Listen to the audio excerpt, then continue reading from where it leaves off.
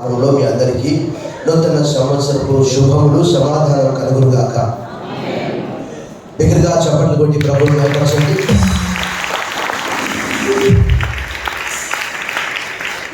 దేవుడు మనందరినీ 360 దినములు 53 వారములు 12 మాసాలు కాపాడాడు. మరి ఈ నూతన సంవత్సరంలో 12 గంటల 15 నిమిషాల సమయం మనం దేవుని సన్నిధిలో ఉన్నాం. మొట్టమొదటి గడియ దేవుని వాక్య ప్రకారము the Bible says, in thy presence fullness of joy, in thy right hand great pleasures are there. నీ సన్నిధిని సంపూర్ణ సంతోషం కలదు, నీ కుడి చేతిలో నిత్యము సుఖములు కలవు. జీవ మార్గం నువ్వు నాకు తెలియజేసి ఉన్నావని భక్తుడు 16వ కీర్తన 11వ వచనంలో తెలియజేస్తున్నాడు. Once again wish you all happy and prosperous new year 2026. మీరు కూడా ఒకరికొకరు మరొకసారి శుభాన్ని తెలుపుకోవాలని కోరుతున్నాను. You can wish each other.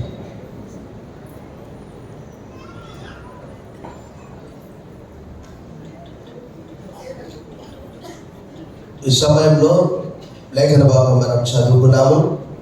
ఈ సంవత్సరము నాకు ఉన్నటువంటి అతిశయము, ఆనందము, సంతోషం ఏంటంటే బైబిల్ ఎక్కువ సమయము సంవత్సరం అంతా కూడా బాగా రాశాడు. కొన్నిసార్లు మధ్యరాత్రి లేచి కూడా రాసినటువంటి సందర్భాలు ఉన్నాయి. కారణం ఏంటంటే నాకు ప్రపంచంలో బైబిల్ చదివి రాసి ప్రార్థించే దానికంటే ఎక్కువ సంతోషం నాకు ఏది కూడా లేదు. బిగ్గరగా చెప్పండి. వాక్యం అంటే నాకు అంత పిచ్చి అన్నమాట. నాకు ఏమాత్రం ఒక నిమిషం సమయం దొరికినా నేను రాస్తూ ఉంటాను. ప్రపంచంలో ఎన్నో గ్రంథాలు ఉన్నాయి, కానీ అవి ఒకవేళ సమాచారం ఇవ్వవచ్చు, సంజాయిషి ఇవ్వవచ్చు, కానీ ఈ గ్రంథము జీవితాలను మార్చే గ్రంథము. The scripture was read for us, the book of Deuteronomy chapter 32 verse 10.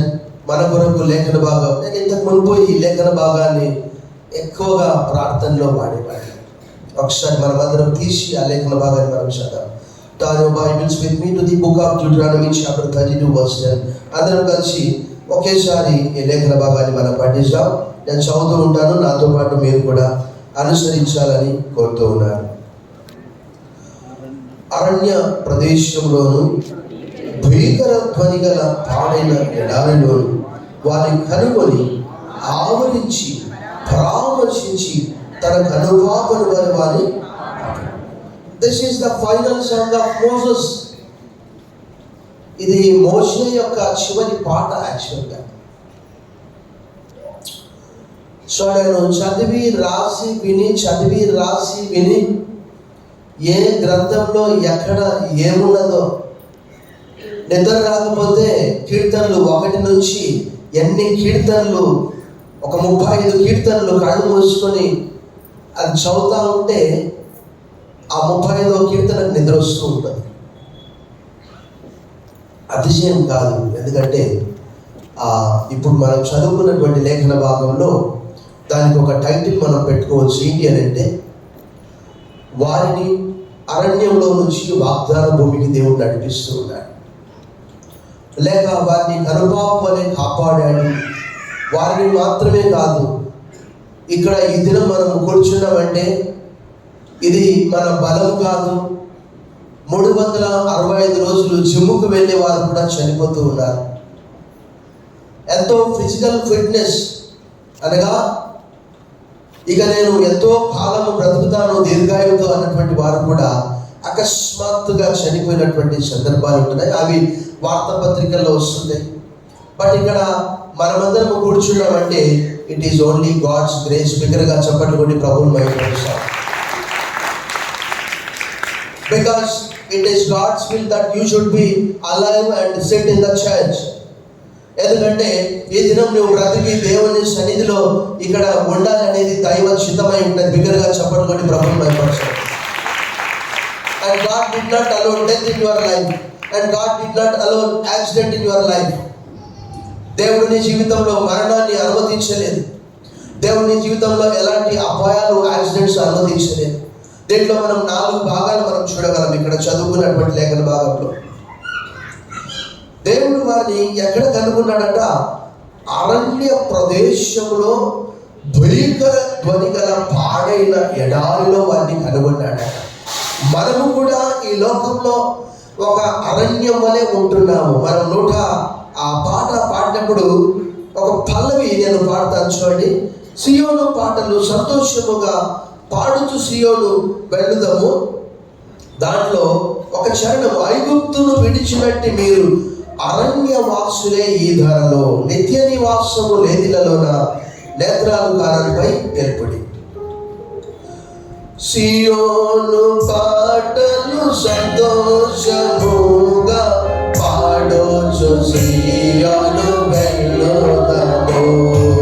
సియోను పాటలు సంతోషముగా పాడొచ్చు, సియోను వెళ్ళుదాము. ఐగుప్తును విడిచినట్టి మీరు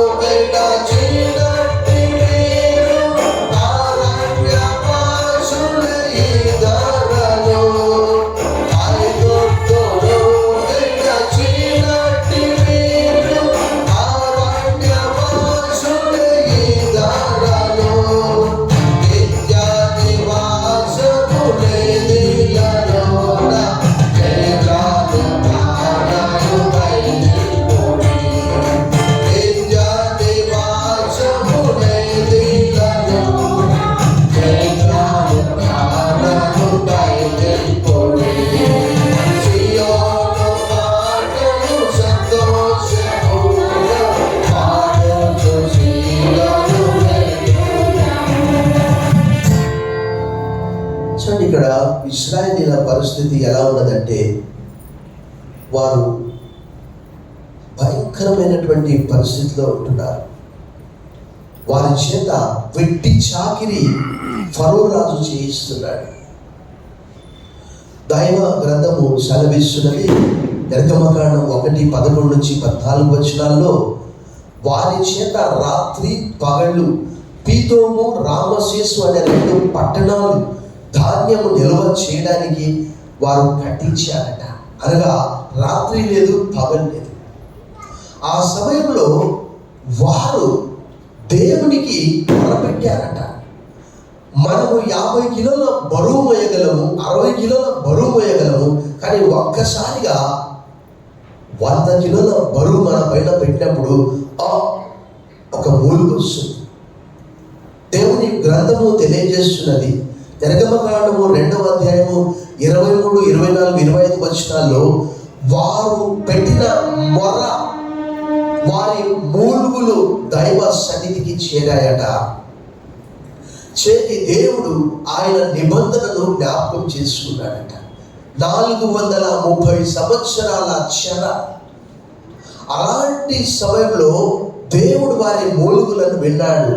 మనము కూడా ఈ లోకంలో ఒంటరిగా ఉన్నప్పుడు, అసంతోషంగా ఉన్నప్పుడు, అసమాధానంగా ఉన్నప్పుడు, దుఃఖంలో ఉన్నప్పుడు, బాధలో ఉన్నప్పుడు, చింతలో ఉన్నప్పుడు, దైవ గ్రంథము తెలియజేస్తున్నది, ఆయనే మనను కనుగొన్నాడట. మనం ఆయనను కనుగొనలేదు. దేవుని వాక్యము తెలియజేస్తున్నది, Israel did not find God, but God has found the Israelites. ఇశ్రాయేలీయులు దేవుణ్ణి వెతకలేదు, కనుగొనలేదు, కానీ దేవుడే వారిని కనుగొన్నాడు. Because the Bible says, Luke chapter 15, sheep did not find shepherd, but shepherd finds the sheep. దేవుని గ్రంథము తెలియజేస్తున్నది, గొర్రెలు కాపరిని వెతకలేదు, కానీ కాపరే గొర్రెలను వెతికి, మనందరికీ తెలుసు 100 గొర్రెల్లో ఒక గొర్రె తప్పిపోయినప్పుడు ఆ ఒక్క గొర్రెని ఏం చేశాడట? భుజం మీద వేసుకొని తప్పిపోయిన ఈయన గొర్రె తిరిగి దొరికిందని సంతోషపెట్టాడట.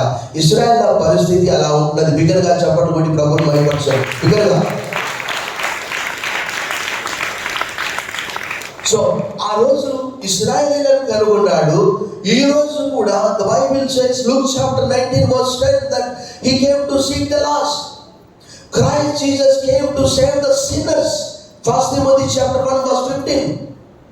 నశించిన దాన్ని బ్రతికి రక్షించుటకు మనుష్య కుమారుడు ఈ లోకమునకు. మనమందరము కూడా దైవ గ్రంథము తెలియజేసిన the book of Isaiah chapter 53 verse 5, we were all astray away from the దారి తప్పి తొలగిపోయి ఉన్నాము, కష్టంలో ఉన్నాము, నష్టంలో ఉన్నాము, దుఃఖంలో ఉన్నాము, బాధలో ఉన్నాము, చింతలో ఉన్నాము. ఆ రోజు ఇశ్రాయేలును కనుగొన్నాడు. ఈరోజు దేవుని కనుగొనాలని మనం చూస్తుంటాం. వార్తాపత్రిక ఎంతో దూరం వెళ్తూ ఉంటారు. ఎంత దూరం వెళ్ళినప్పటికీ కూడా దావీదు అంటాడు 139వ కీర్తనలో, Where would I flee from your spirit? If I ascend to heaven, you are there. If I make my bed in Sheol, you are there. నీ ఆత్మయంతుడు నేను ఎక్కడికి పోదును? నేను ఆకాశంలోకి ఎక్కిన నీవు అక్కడ ఉన్నావు, పాతాళమందు నేను పడుకొని నీవు అక్కడ ఉన్నావు. Is everywhere. ఆయన ఇశ్రాయేలుని కనుగొన్నాడు. మనందరికీ తెలుసు అరణ్యంలో ఏముంటుంది? ఇంటర్నెట్ ఉంటుందా? కొంతమందికి ఇంటర్నెట్ లేకపోతే పిచ్చి లేస్తుంది, కొంతమందికి ఫోన్ లేకపోతే పిచ్చి లేస్తుంది, కొంతమందికి కరెంట్ పోతే పిచ్చి లేస్తుంది. కారణం ఏంటంటే నాకు అనిపిస్తుంది ఇర్మియా, యెషయా, బాప్తిజం ఇచ్చే యోహాను, యేసు ప్రభువు వారు అరణ్యంలో ఒంటరిగా వెళ్ళి ప్రార్థన చేస్తూ ఉండేవారు. ఒక్క మాటలో మీకు చెప్తాను నేను. ఏంటి అంటే అరణ్యంలో ఏముంటాయంటే క్రూర మృగాలు ఉంటాయి. ఏముంటాయంటే అడవిలో ఏముంటాయి? అడవిలో దైవ గ్రంథము తెలియజేసినప్పుడు సమయం లేదు, కానీ నేను మీకు తాపకరమైనటువంటి సర్పములంట ద్వితీయోపదేశకాండం 8వ అధ్యాయంలో రాయబడినది. మార్క్స్ వార్త 1వ అధ్యాయంలో యేసు ప్రభువు వారు క్రూర మృగాల మధ్యలో ఉన్నాడంట, కానీ అవి ఆయనకు ఎటువంటి హాని చేయలేదు. కారణం ఏంటంటే ఆయన రక్షకుడు. అవి ఆయన గుర్తించాయి. ప్రభునందు మిక్కిలి ప్రియులారా, అరణ్యంలో మనకేముంటుందంటే లోన్లీనెస్, ఎన్నో సమస్యలు, అక్కడ ఏమీ ఉండదు. కానీ అక్కడ దేవుడు ఇశ్రాయేలుని కనుగొన్నట్టు మనం చూస్తున్నాం. మనని కూడా ఈ లోకంలో మన ఒంటరితనంలో ఆయన మనను కనుగొన్నాడు. మన అసంతోషం, మన అసమాధానం, మన దుఃఖము, మన మూలుగులు, మన మొర్ర అన్నీ కూడా ఆయన విన్నాడు. రెండవదిగా చూస్తే 32వ అధ్యాయంలో మనము అరణ్య ప్రదేశంలో వారిని కనుగొన్నాడట. తర్వాత మరి ఆవరించి అనే మాట అంటే సరౌండెడ్ విత్ హిస్ ప్రెజెన్స్. ఇందాక మనం చెప్పుకున్నాము, కీర్తనకారుడు అంటాడు 139వ కీర్తన 12వ వచనంలో అంటాడు ఆయన, రాత్రి అయినను నీకు రాత్రి కాదు ప్రభువా, పగటి వలె ఉంటున్నది అని అంటున్నాడు. Is surrounded with us. ఆయన మనతో కూడా అనగా మనను ఆవరించి ఉన్నాడు. అక్కడ గ్రంథంలో రాయబడ్డది, he is surrounded with his presence. ఆయన సన్నిధి మనతో కూడా ఉంటున్నది. దేవుని వాక్యము తెలియజేస్తున్నది, ఆయన నిమిషం మాత్రం నేను నిన్ను విసర్జించాను, గొప్ప వాత్సల్యంతో నిన్ను సమకూర్చానని ఇశ్రాయేలుతో చెప్తూ ఉన్నాడు. The Bible says, the book of Psalms 125 verse 2, that as the Jerusalem is surrounded with the mountains, I am surrounded with the people of Israel. యెరూషలేము చుట్టూ ఏమున్నాయట? పర్వతములు ఉన్నట్లు ఇది మొదలుకొని నేను నా ప్రజలతో కూడా ఉన్నానన్నాడు. బిగ్గరగా చప్పట్లు కొట్టి ప్రభువుని మహిమపరచండి. ఆయన నీతో కూడా నాతో కూడా ఉన్నాడు. ఆ రోజు ఇశ్రాయేలుతో మాత్రమే కాదు, కానీ మనం ఏం చేస్తామంటే మన ఆధునిక జీవితంలో మనం చెప్పే మాట వాక్యం ఒకటి, Lord, I don't have any time. Lord, I have to rush to my work. Lord, I have to help my wife, children. I have to pick up my wife. I have to pick up my daughter. I have this thing, that thing, and I cannot do anything. Lord, please forgive me. ఆయన మనతో కూడా ఉంటాడు. పరిశుద్ధాత్మ ఆయన మనకు వరముగా ఇచ్చాడు. ఆయన అంటాడు, you spend some time with me, నాతో కూడా కొంత సమయం ఉండు. కానీ మనం ఏం చేస్తామంటే ఈ రోజుల్లో సెల్ ఫోన్ అనేది ఒక పెద్ద అపవాదిలాగా అయిపోయింది. గంటల తరబడి దాంట్లో ఏం చూశారో నాకు తెలియదు. But God reminds us today, he is surrounded with his presence. ఈ రాత్రి దేవుడు మనతో కూడా మాట్లాడుతున్నాడు. ఆయన మనతో కూడా ఉన్నాడు. దేవుడు ఇక్కడ అక్కడ అని కాదు, మనందరికీ తెలుసు. బైబిల్ గ్రంథంలో ఒక స్త్రీ, ఆదికాండం 21వ అధ్యాయంలో రాయబడ్డది. అక్కడ 16, 17, 18 వచనాల్లో హాగర్ అనే స్త్రీ తన దగ్గర ఉన్నటువంటి ఆహారము, తన దగ్గర ఉన్నటువంటి నీరు అయిపోయింది. మనందరికీ తెలుసు, ఇప్పుడు ఆహారము లేకపోయినా కొంతకాలం ఉంటాం, కానీ నీరు లేకపోతే మన నాలుక పిడిచగట్టి మనం చనిపోయే అవకాశం ఉంటుందని. అప్పుడు ఆ చిన్న పిల్లవాడు ఏడ్చాడు. ఆ చిన్న పిల్లవాడి మొర ఎక్కడికి వెళ్ళిందట? దేవుని సన్నిధికి వెళ్ళిందట. దేవుడు అన్నాడు, ఓ హాగర్ నీకేమొచ్చింది? ఈ చిన్న పిల్లవాడిని మొరగని విన్నాను అని దేవుడు ఆమె కన్నులు తెరిపించి అక్కడ ఓపెన్ యువర్ ఐస్, నీ కళ్ళు తెరువు, చూడము. అక్కడ ఏమున్నది? ఇక్కడ ఏమి లేదే. అక్కడే నేను ఒక అన్య స్త్రీ, ఒక ఐగుప్తు స్త్రీ, ఆమె అనుకున్నది మొట్టమొదటిసారి ఆదికాండ 16వ అధ్యాయంలో ఎల్రోయ్ అనగా నన్ను చూసిన వాడిని నేను చూశాను. ఆ దినంలో దేవుణ్ణి, దేవదూతను చూస్తే చచ్చిపోతామనే ఒక నమ్మకం వారిలో ఉండేది. గమనించండి, ఒక అన్య స్త్రీ, ఒక ఐగుప్తు స్త్రీ. దేవుడు ఆ చిన్న పిల్లవాడిని మొర విన్నాడంటే ఆమెతో కూడా లేడా? బాధలో ఉన్న వారితో కూడా లేడా? దుఃఖంలో ఉన్న వారితో కూడా లేడా? దేవుని వాక్యము తెలియజేస్తున్నది. 102వ కీర్తన 22వ కీర్తన 24వ వచనం, బాధపడు వారి బాధను ఆయన నిరాకరింపను లేదు, తృణీకరింపను లేదు, వారి మొరను ఆయన విన్నాడట. So God is surrounded with his presence. యెరూషలేము చుట్టూ పర్వతంలో ఉన్నట్లు 125వ కీర్తన 2వ వచనంలో ఇది మొదలుకొని యెహోవా ఎవరితో ఉంటాడట? తన ప్రజలతో ఉంటాడట. అది 2వ భాగం. 3వ భాగం మనం చూస్తే అక్కడ పరామర్శించి, ఆంగ్లంలో అయితే ఇన్స్ట్రక్టెడ్ అనే మాట రాయబడింది. దేవుడు కొన్నిసార్లు మనకు పాత సంవత్సరంలో దేవుని వాక్యంలో రాయబడ్డది ఏంటంటే డిసిప్లైన్ చేయడానికి. God disciplines his children. మన పిల్లలు మనం చెప్పినట్టు వినకపోతే 4 దెబ్బలేస్తాం. But the Bible says when he disciplines, he rebukes us. ఆయన మనం గద్దిస్తాడట. సామెతల గ్రంథం 3వ అధ్యాయం 12వ వచనంలో తండ్రి తన కుమారులను గద్దించు రీతిగా యెహోవా తను ప్రేమించు వారందరినీ కూడా గద్దిస్తాడట. కొన్నిసార్లు దేవుని వాక్యము మనకు ఆశ్చర్యం అనిపిస్తుంది. ఏంటి అని అంటే సామెతలు 20:30లో రాయబడ్డది ఏంటి?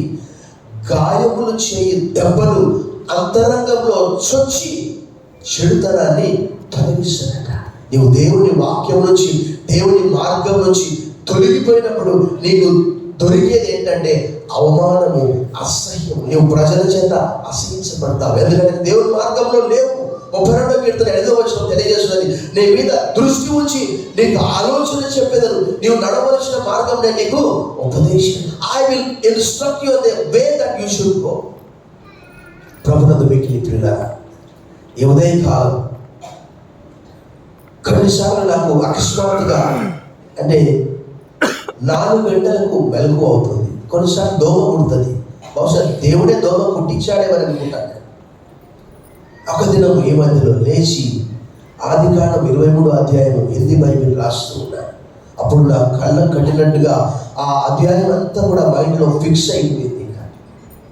ఇంకా మధ్యరాత్రి కాదు, ఎప్పుడైనా ఆదికాండం 23లో ఏమున్నదంటే ఇమీడియట్గా నేను చెప్పేస్తాను. సో అలా దేవుని వాక్యము తెలియజేస్తూ ఉన్నది మనకు. దేవుడు అంటున్నాడు, ఏం చెప్తున్నాడు అంటే నేను నీకు అనగా అక్కడ పరామర్శించి అంటే అర్థం ఏంటంటే ఐ విల్ ఇన్స్ట్రక్ట్ యూ. నీవు ఏం చేయాలి, ఏం చేయకూడదు. మన జీవితంలో కొన్నిసార్లు ఆలస్యం అవుతూ ఉంటుంది, కొన్నిసార్లు ఫెయిల్యూర్స్ అవుతూ ఉంటాయి. గత సంవత్సరంలో అవర్ ప్రేయర్స్ వర్ అన్ఆన్సర్డ్. మన ప్రార్థనలకు జవాబు రాకపోవచ్చు. The Bible says, the book of Isaiah chapter 30 verse 18, Bible గ్రంథం తెలియజేస్తున్నది, కావున మీ యందు దయ చూపవలనని యెహోవా ఆలస్యం చేస్తున్నాడు, మిమ్మల్ని కరుణింపవలనని ఆయన నిలబడి ఉన్నాడు. యెహోవా న్యాయం తీర్చు దేవుడు, ఆయన నిమిత్తము కనిపెట్టుకొని వారందరూ ధన్యులు. బిగ్గరగా చప్పట్లు కొట్టి ప్రభువును మహిమపరచండి. లూకాసు సువార్త 18:8లో కూడా రాయబడింది, తాను ఏర్పరుచుకున్న వారు దివారాత్రములు మొరపెట్టేలా వారి మొర వినడా వారి విషయమే కదా ఆయన ఆలస్యము చేయించున్నాడు అని మాట. సో కొన్నిసార్లు మనం దేవుని వాక్యం నుంచి తొలగిపోయినప్పుడు, దారి తప్పిపోయినప్పుడు God may teach a certain lesson to us. దేవుడు మనకు ఒక గుణపాఠం నేర్పిస్తాడు. కొన్నిసార్లు ఫెయిల్యూర్స్ కావచ్చు. ప్రభునందు మిక్కిలి ప్రియులారా, ఈ ఉదయకాలం బైబిల్ గ్రంథము తెలియజేస్తున్నది, అరణ్య ప్రదేశంలోను భీకర ధ్వని గల పాడైన ఎడారిలోను వారిని కనుగొని. ఇశ్రాయేళ్ల పరిస్థితి ఎలా ఉన్నదంటే పెండం మీద నుంచి పొయ్యిలో పడ్డట్టు ఉన్నది. నిర్గమకాండం 1:11-14, నిర్గమకాండం 2:23-25, నిర్గమకాండము 3వ అధ్యాయము 7, 8 మరియు 9 వచనాల్లో భక్తుడు అక్కడ రాస్తున్నాడు. చూడండి ఒకసారి, అక్కడ 3వ అధ్యాయం 7వ వచనం ఒకటి మాత్రం మనం చూసాం. 3:7 చూడండి, అక్కడ ఏమని రాయబడ్డది? మరియు యెహోవా ఇట్లా నేను ఐగుప్తులో ఉన్న నా ప్రజల బాధను నిశ్చయంగా చూశాడట. ఆ రోజు వారి బాధ చూశాడు, ఈరోజు మన బాధ కూడా చూస్తూ ఉన్నాడు. ఇంకేం చేశాడు చూడండి, అక్కడ పనులలో తమను కష్టపెట్టు వారిని బట్టి వారు పెట్టిన మొర చూశాడట, విన్నాడట. ఇలాంటి దేవుడు ఎక్కడైనా మనకు అనిపిస్తాడా? ఎక్కడున్నావు దేవా అని ప్రశ్నించేవారు అంటున్నారు. కానీ ఇక్కడ అక్కడ అని కాదు, ఇక్కడే ఉన్నాడు. కానీ మనం కనుక్కోలేము. కారణం ఏంటంటే దేవుని వాక్యంలో యేసుప్రభువు వారు ధన్యతలో ఒక మాట చెప్పాడు. 5వ అధ్యాయం 8వ వచనం, హృదయ శుద్ధి గలవారు ధన్యులు వారు. మన హృదయంలో ఎన్నో ఉంటాయి. Because the Bible says the heart is devious above all, the heart is deceitful above all. హృదయం అన్నిటికంటే, నువ్వు ఇక్కడే ఉంటావు కానీ నీ మనసు ఎక్కడో ఉంటావు. నువ్వు అనుకుంటావు ఫ్లైట్ లేకుండా నేను అమెరికా వెళ్ళిపోతా, ఎందుకంటే నా మనసు అక్కడ ఉంది. అమెరికాలో ఏదో ఒక రాష్ట్రంలో ఉన్నట్లు ఊహించుకుంటావు. ప్రభునందు మిక్కిలి ప్రియులారా, పరామర్శించి అంటే ఇన్స్ట్రక్టెడ్ అనే మాట రాయబడ్డది.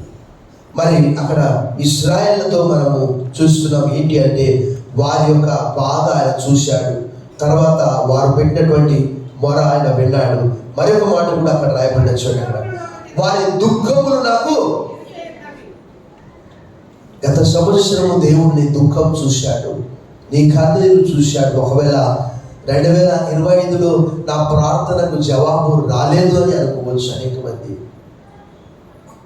కానీ తప్పకుండా ఆయన నిరాశ నిస్పృహల గురి చేసే దేవుడు కానే కాదు. ఎవరే కాలము ఆ చివరి మాట మనం చదువుకుందాం. 32వ అధ్యాయం 10వ వచనంలో రాయబడినటువంటి ఆ 4వ మాట చూడండి. 10వ వచనంలో మనం 3 భాగాలు చూసాము. అక్కడ 3 భాగాల్లో మొట్టమొదటి భాగం ఏంటంటే God finds Israelites in the wilderness. రెండవ మాట చూస్తే God surrounds with his presence, ఆవరించి. మూడవ మాట చూస్తే God instructed in the way, పరామర్శించి. నాలుగవ చూస్తే తన కనుపాపను వలె వారిని. మనం చూస్తాము ఒక చిన్న పిల్లవాడు నడిచే సమయంలో అనేక సార్లు పడిపోతూ ఉంటాడు. బట్ తండ్రి కోప్పడ్డాడు, ఎందుకంటే అతను చిన్న పిల్లవాడు. మరలా అదే ఇన్స్ట్రక్షన్, పరామర్శించడం. అలాగే ఈ కనుపాపు వలె కాపాడమంటే ఒక చిన్న పిల్లవాడు నిద్రించే సమయంలో తండ్రి మెలుగుని ఉంటాడు. ఎందుకంటే ఒకవేళ నేను చాలా సందర్భాల్లో కొంతమంది చిన్నపిల్లల్ని గమనించినప్పుడు గ్రామాల్లో వారు అలా పడేసి పిల్లలు వారి పనులు వారు చేసుకున్నప్పుడు ఏం జరుగుతుంది తెలుసా? అక్కడ కొన్నిసార్లు పొలాల్లో వారు కోళ్ళు కూడా పెంచుతారు. ఆ కోడి ఆ చిన్న పాప కళ్ళ మీద ఆ కాళ్ళు పెట్టి తొక్కుకుంటూ పోయినప్పుడు కళ్ళు పోయినటువంటి సందర్భాలు కూడా ఉన్నవి. కళ్ళు ఎంత ప్రాముఖ్యమైనది కదా. మనకు ఏదైనా దుమ్ము ధూళి వస్తుందంటే వెంటనే మన బాడీ అలర్ట్ అయిపోయి ఏం చేస్తుంది, మన కళ్ళు. యాపిల్ ఆఫ్ ఐ అనే మాట ఆంగ్లంలో రాయబడ్డది. భక్తుడు అక్కడ రాస్తూ ఉన్నాడు, అక్కడ తన కనుపాపని వలె వారిని కాపాడు. అంటే మనను నిరంతరం అలా కాపాడుతూ ఉన్నాడు. The Bible says he who touches you touches my I అనగా ఏమని రాయబడ్డది? జకర్యా గ్రంథం 2వ అధ్యాయం 8వ వచనంలో మిమ్మును ముట్టినవాడు నా కనుగుడ్డును ముట్టినవాడు. దేవుని వాక్యంలో ఇలా మనం చదువుతూ పోతే బైబిల్ అంతా కూడా మనకు సమయం లేదు. వారు అక్కడక్కడ సంచరించినప్పుడు, అక్కడక్కడ ప్రయాణం చేసినప్పుడు ఇప్పుడు సమయం కాదు. కానీ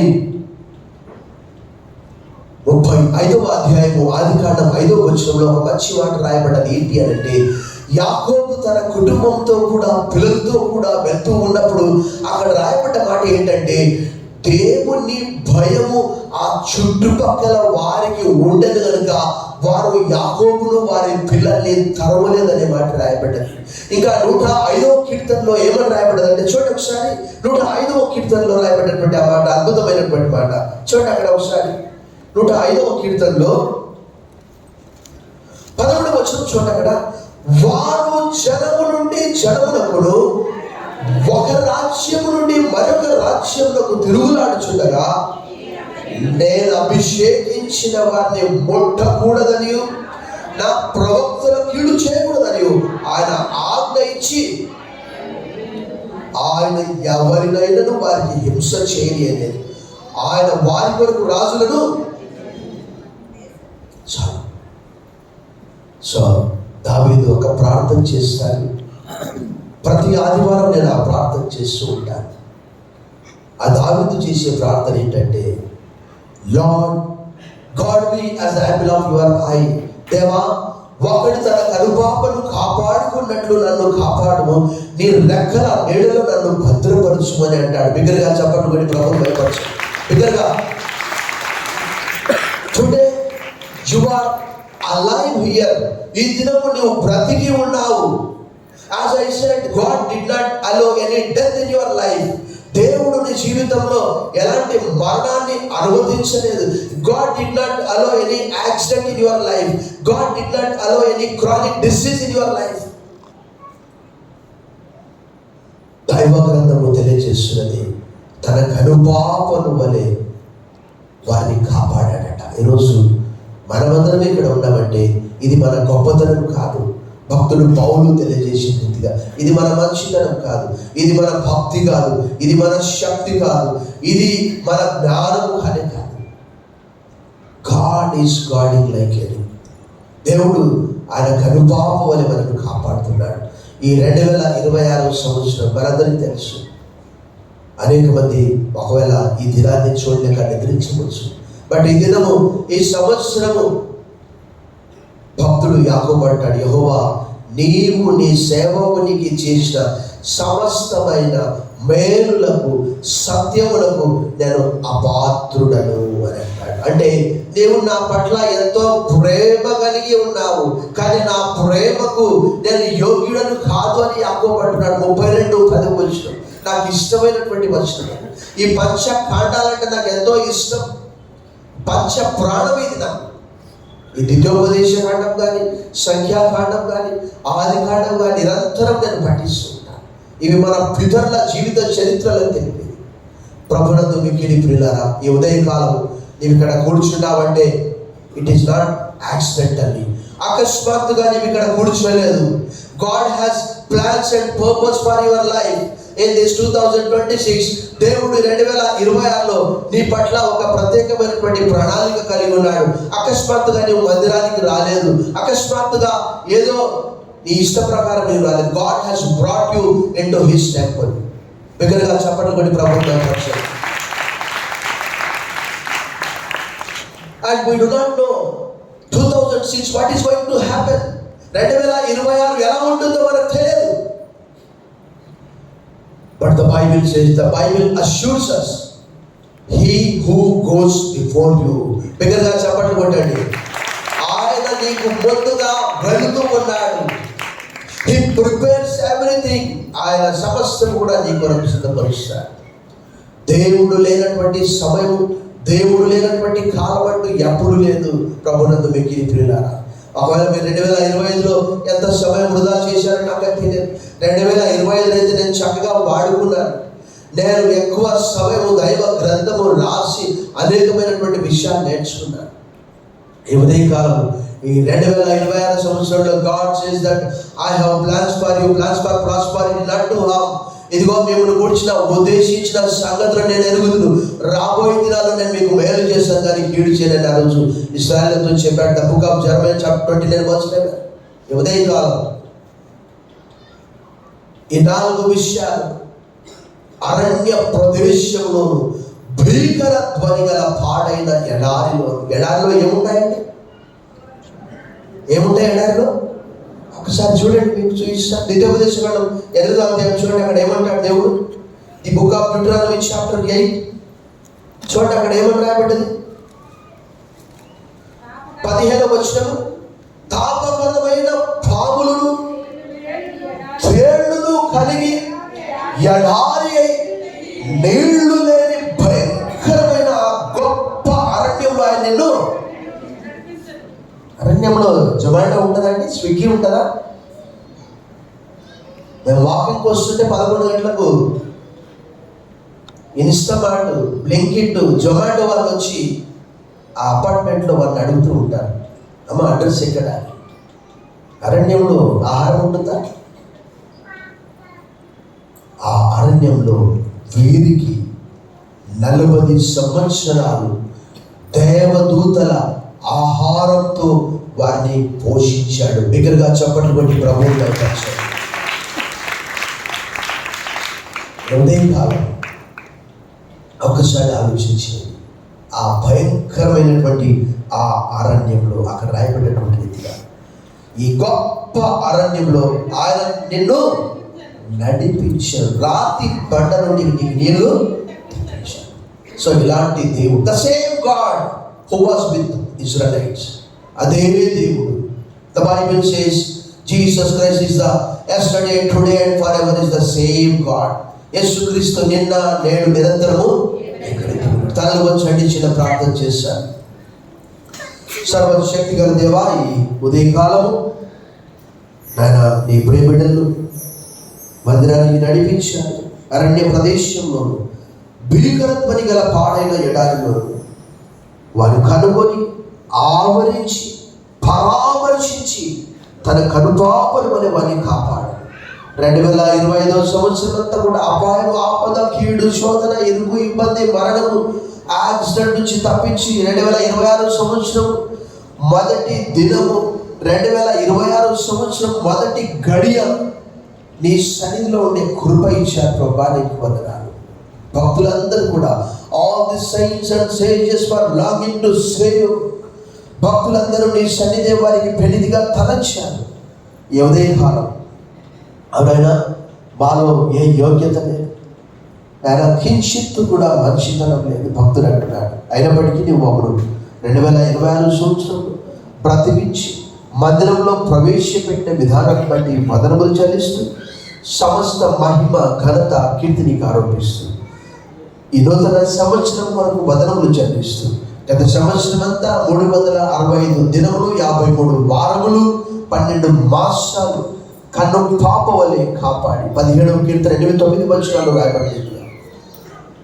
God be as the apple of your eye and cover me under your wings అంటున్నాడు భక్తుడు. నీ రెక్కల నీడులు నన్ను భద్రపరుచు. ఈ ఉదయకాలం అలా కాపాడినందుకు వందనాలు చెల్లిస్తూ సమస్త మహిమ, ఘనత, కీర్తి నీకు ఆరోపిస్తూ యేసు నామములో ప్రార్థిస్తున్నాం తండ్రి, ఆమేన్.